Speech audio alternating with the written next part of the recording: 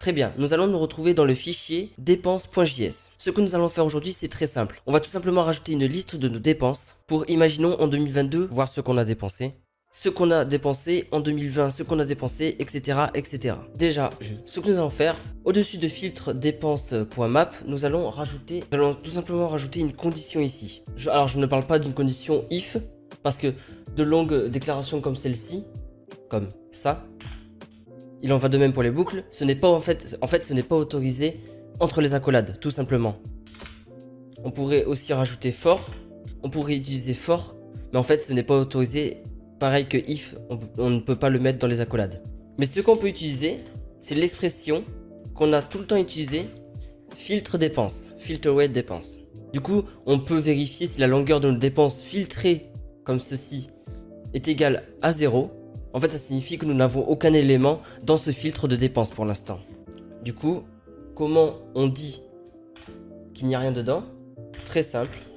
On met late. Alors, c'est quoi late? Désolé, je ne le dis pas bien. La propriété length, en fait, c'est utilisé sur les tableaux pour déterminer le nombre d'éléments d'un tableau, tout simplement. Donc, grâce à ça, on va pouvoir ajouter 3 égales et un 0 en tout pour dire que dans le tableau, il n'y a rien pour l'instant. Voilà, il y a 0, en fait, il y a 0 élément. Ensuite, on va juste rajouter un paragraphe pour dire que dedans, il n'y a rien.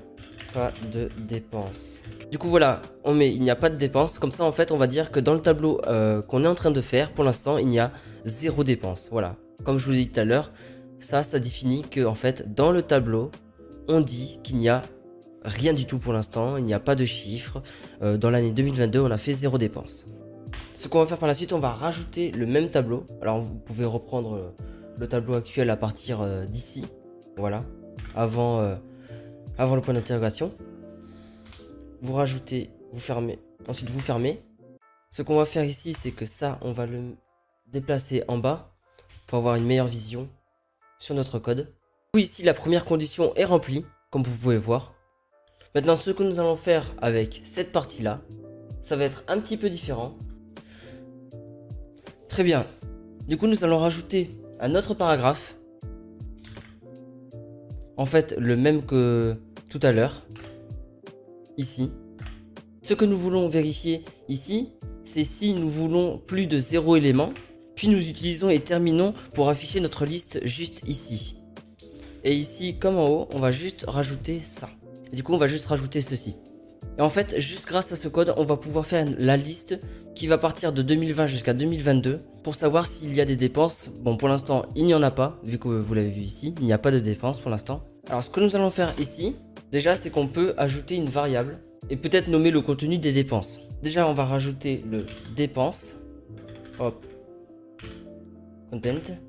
Content pour... en fait, ça va être le contenu des dépenses.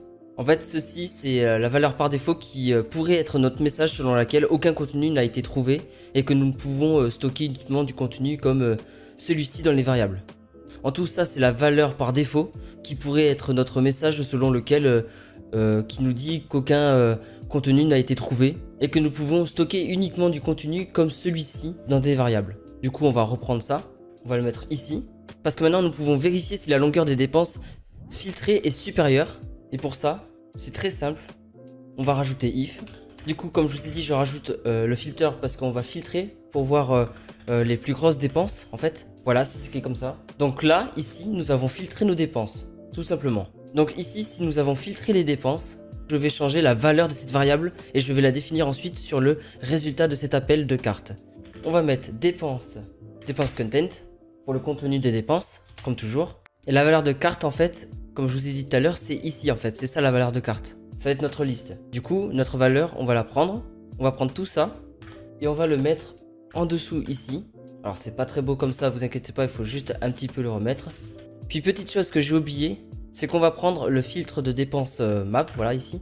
Et comme en fait, comme toujours, vous le mettez ici. Voilà. Donc cette liste d'éléments de dépenses, c'est ma valeur stockée dans le contenu des dépenses si nous avons une longueur supérieure à 0.